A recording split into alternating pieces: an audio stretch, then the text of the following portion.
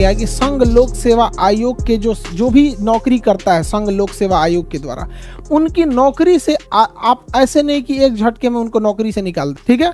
तो उनको ना क्या करना है, आप लोग को संरक्षण देना है। संविधान उन लोगों को क्या देता है, संरक्षण देता है। किसके तहत, 311 के तहत। इसलिए देखिएगा आईएएस अधिकारी जो डीएम एसपी होते हैं, इन लोगों को नौकरी से निकालना काफी टफ हो जाता है। जो डीएम वगैरह होते हैं, डीएम एसपी मजिस्ट्रेट, इन लोग को नौकरी से निकालना काफी टफ हो जाता है। क्योंकि अगर आपने यूपीएससी या स्टेट पीसीएस के थ्रू क्या लिया है, जॉब लिया है, तो आपके लिए संरक्षण का अधिकार किसमें है, 311 में है। किसमें दिया गया है, 311 में दिया गया है, ठीक है। तो संघ लोक सेवा आयोग या फिर जो भी राज्य लोक सेवा आयोग है, इनके कर्मचारियों का संरक्षण आपसे पूछ चुका है कि संघ या राज्य लोक सेवा आयोग के कर्मचारियों का संरक्षण आर्टिकल संख्या कितना में दिया गया है, तो आर्टिकल संख्या 311 में दिया गया है। किसमें दिया गया, 311 में।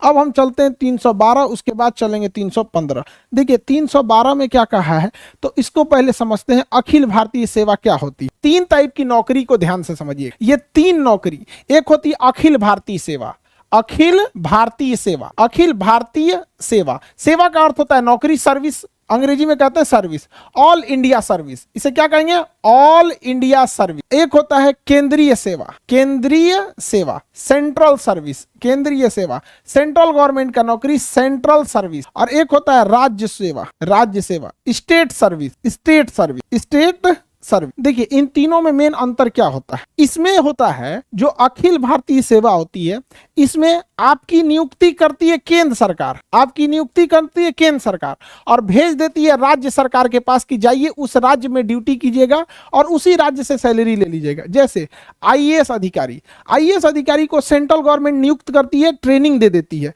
सेंट्रल गवर्नमेंट ट्रेनिंग दे दी। अब उसका कैडर डिसाइड करेगी कि किस स्टेट में उसे भेजना है। गुजरात में भेजेगी, कहेगी जाओ गुजरात में सर्विस करो, गुजरात में नौकरी करो, वहीं से सैलरी ले लेना। तो ऐसी नौकरी जिसे केंद्र सरकार नियुक्त करती है और केंद्र सरकार ट्रेनिंग देती है, लेकिन वह व्यक्ति आके राज्य सरकार के डिपार्टमेंट में सेवा देता है और राज्य सरकार से सैलरी लेता है, ऐसी नौकरी को अखिल भारतीय सेवा कहते हैं। यह भारत में सबसे पावरफुल जॉब है, क्योंकि वह राज्य सरकार उस अधिकारी को कुछ समय के लिए सस्पेंड कर सकती है, लेकिन हमेशा के लिए नौकरी से निकालने का अधिकार उसे नहीं होता है, अर्थात बर्खास्त यानी उसको टर्मिनेट नहीं कर सकती है।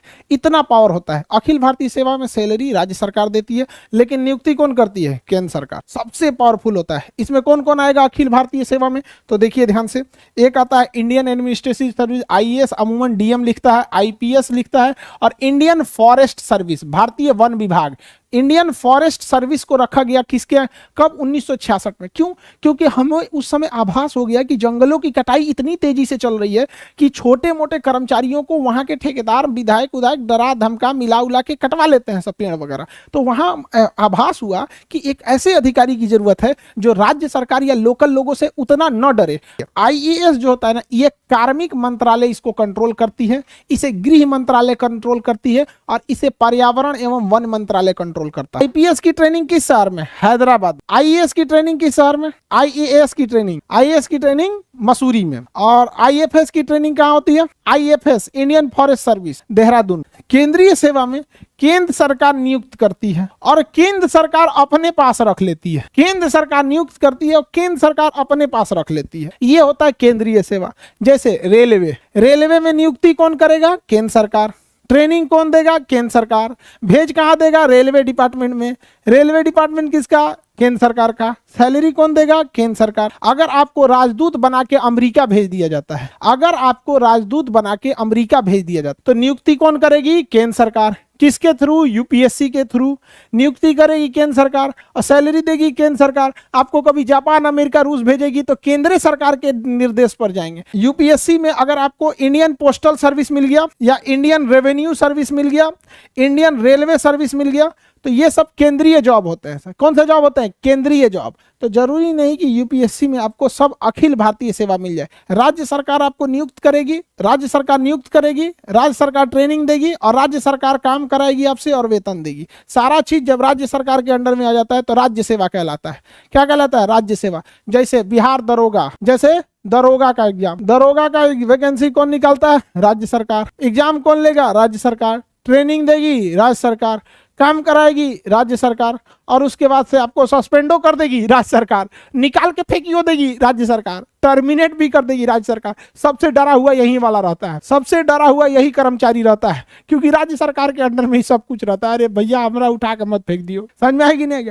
अब जैसे कोई केंद्र सरकार, कोई एसएससी से आया है और Indian service selection board, SSC service selection commission, तो ये होता है ना स्टाफ सिलेक्शन वाला, सर्विस सिलेक्शन नहीं जी, वो तो दूसरा होता है, एसएसबी हो जाएगा, एसएससी। अब उसमें आपको कोई इनकम टैक्स में इंस्पेक्टर बन के आए तो केंद्रीय नौकरी है, बिहार सरकार उसको सस्पेंड भले कर सकती है लेकिन नौकरी से हटा नहीं सकती है अगर कुछ गड़बड़ करेगा। हालांकि वो केंद्र सरकार का है, बिहार सरकार उसको कुछ टच भी नहीं करेगी, यूपी सरकार। आप रेलवे में टेक्नीशियन, सपोज कीजिए लोको पायलट है, ट्रेन चला रहे हैं, ऐसे स्टीयरिंग नहीं होता जी, A9 हैंडल होता है, ट्रेन चला रहे हैं, तो क्या राज्य सरकार आपको, यूपी सरकार कहेगी खराब ट्रेन चला रहे हो, हटो, नहीं हटा पाएगी। कौन हटाएगा? केंद्र सरकार हटाएगी। तो सबसे ज्यादा कर्मचारियों के पास पावर किसके पास रहता है? अखिल भारतीय सेवा के, और सबसे कम राज्य सरकार के पास। जैसे पुलिस हो गया, सरकारी स्कूल के टीचर देखिएगा पोलियो पिलाने के लिए भेज देता है, कभी कभी चुनाव में ड्यूटी लगा देता है, कहीं कहीं तो नहीं लगाए ना इन लोग चुनाव में ड्यूटी। डीएम पूरे जिले के चुनाव का अपना सबसे बड़ा अधिकारी होता है, डिस्ट्रिक्ट मजिस्ट्रेट सबसे बड़ा पावरफुल होता है। लोग कहते हैं कि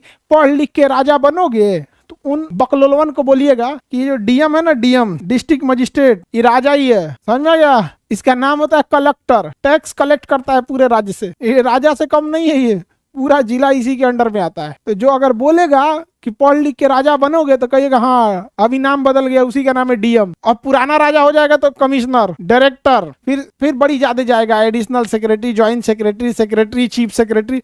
चीफ सेक्रेटरी तो बहुत बड़ा पावर होता है, समझ आ रहा है कि नहीं आ रहा? मुख्यमंत्री कोई भी डिसीजन चीफ सेक्रेटरी से पूछ के लेते हैं, चीफ सेक्रेटरी साहब क्या कहना है आपका? तो भैया चीफ सेक्रेटरी बहुत पुराना होता है। ये आईएएस जो निकालते हैं लोग ना, 25-30 साल का जब आपके पास अनुभव हो जाता है, बूढ़े हो जाते हैं, तब आप लोग को चीफ सेक्रेटरी बनाया जाता है। तो आप जब आईएएस बनिएगा, 25-30 साल का अनुभव हो जाएगा, तो पूरा झुंड में रहिएगा, आप लोगों को बिल्डिंग में रखा जाएगा। जितना पुराट आईएएस रहेगा सब ना, यूपीएससी निकाला हुआ, आप लोग कैसे क्लास में बैठे हैं, अभी एग्जाम निकालना है आप लोग को, सबकी ख्वाहिश है यूपीएससी निकाल लें। तो ऐसे ही अलग अलग शहर से कोई यूपीएससी निकाल के आया रहेगा, कोई कहीं पे 20 साल डीएम रहा है, कोई आईपीएस रहा है, कोई कमिश्नर रहा है, उसको फिर बुलाया जाएगा, बड़का बिल्डिंग में उसको रखा जाएगा, उसका नाम रहेगा सचिव।